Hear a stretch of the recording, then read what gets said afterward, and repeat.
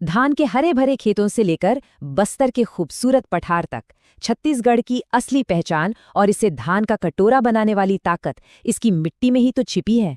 आज के इस बेहद खास और डीप डाइव एक्सप्लेनर में हम इसी मिट्टी के विज्ञान और उसके रहस्यों को डीकोड करने वाले हैं।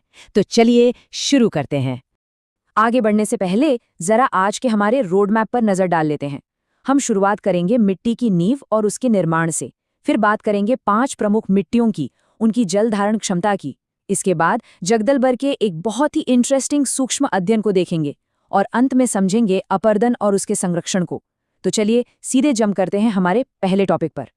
अगर मैक्रो लेवल पर भारत के भूगोल को देखा जाए तो छत्तीसगढ़ हमारे प्रायद्वीपीय पठार का एक बेहद अहम हिस्सा है। अब इसका मतलब क्या हुआ? इसका सीधा सा मतलब यह है कि यहाँ जो मिट्टियाँ पाई जाती हैं वो अवशिष्ट मिट्टियाँ यानी रेजिडुअल सॉइल्स हैं।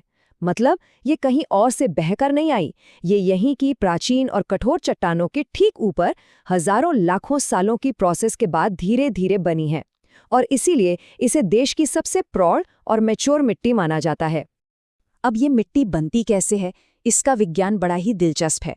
देखिए, राज्य के अलग अलग हिस्सों में प्राचीन गोंडवाना, कडप्पा और धारवाड़ क्रम की चट्टानें मौजूद हैं। जब इन चट्टानों पर लंबे समय तक जलवायु का असर पड़ता है तो इनका अपक्षय होता है, यानी ये टूटती फूटती हैं।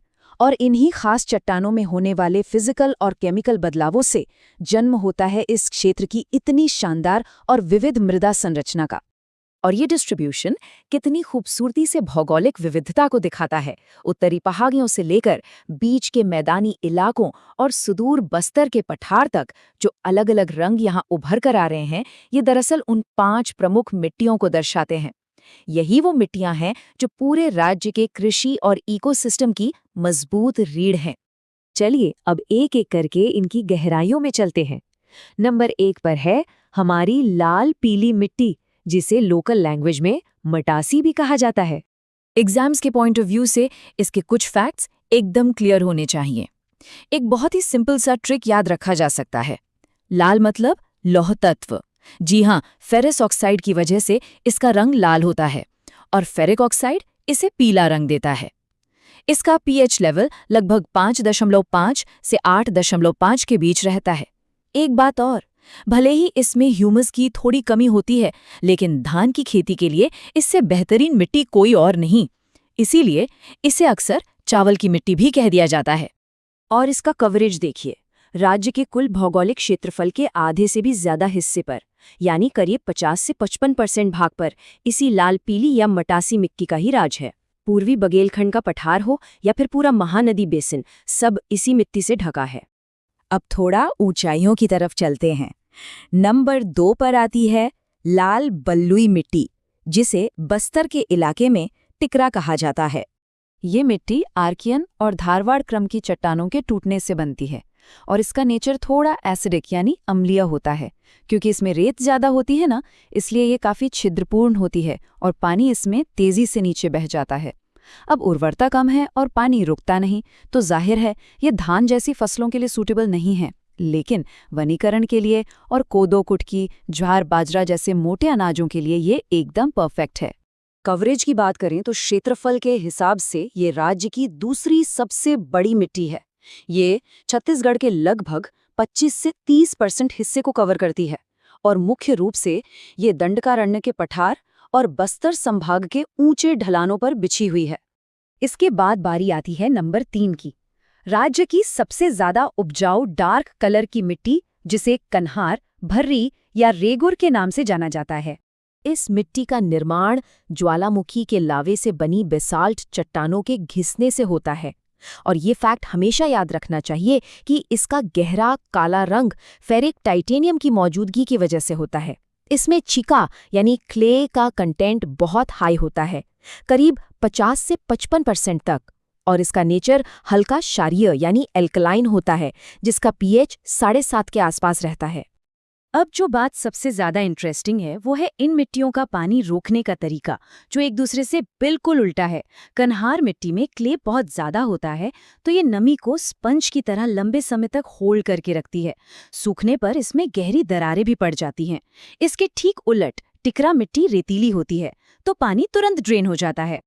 चलिए अब बात करते हैं हमारी आखिरी दो कैटेगरी की, लेटेराइट मिट्टी जिसे भांटा कहा जाता है और लाल दोमट मिट्टी।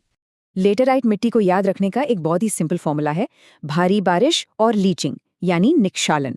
भारी बारिश की वजह से इसके पोषक तत्व बह जाते हैं। इसमें एल्यूमिनियम और लोहा भरपूर होता है और जब ये सूखती है ना तो एकदम ईंट की तरह पत्थर जैसी कठोर हो जाती है। इसीलिए ये बिल्डिंग बनाने के काम में बहुत आती है। दूसरी तरफ है लाल दोमट मिट्टी, जो खास तौर पर दंतेवाड़ा और सुकमा रीजन में मिलती है। ये मिट्टी बिना पानी के पत्थर जैसी सख्त हो जाती है, इसलिए खेती के लिए इसमें भारी सिंचाई की जरूरत पड़ती है। मैक्रो लेवल की बात तो हो गई, अब जरा माइक्रो लेवल पर फोकस करते हैं। आइए एक बहुत ही शानदार साइंटिफिक स्टडी को देखते हैं, जगदलपुर टोपो सीक्वेंस।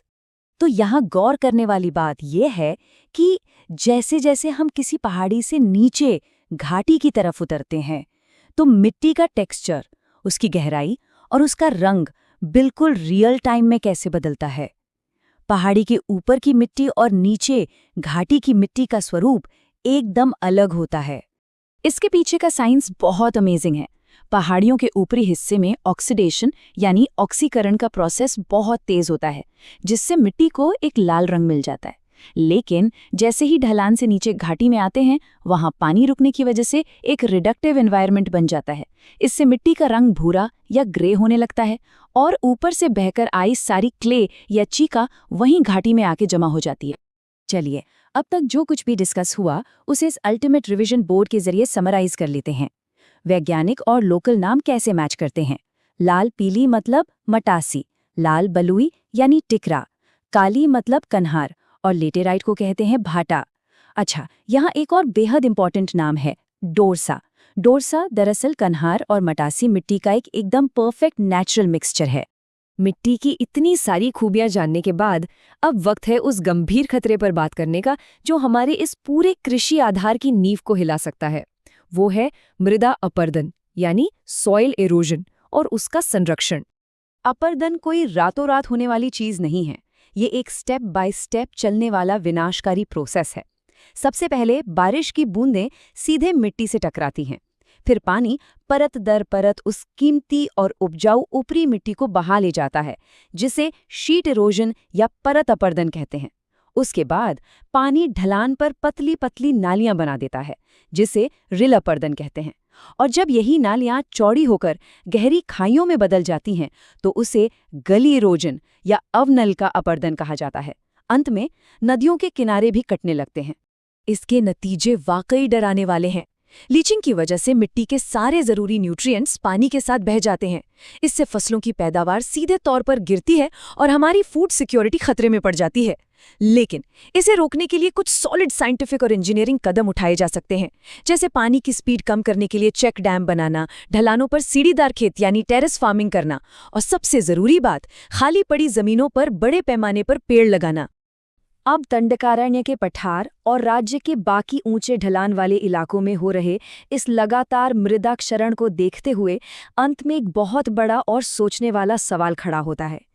तेजी से बहती और कटती इस अनमोल मिट्टी के बीच भारत का धान का कटोरा भविष्य में अपनी कृषि अर्थव्यवस्था को कैसे सुरक्षित करेगा? इसी गहरे पर्यावरणीय सवाल के साथ मिट्टी के विज्ञान का हमारा आज का ये एक्सप्लेनर यहीं खत्म होता है।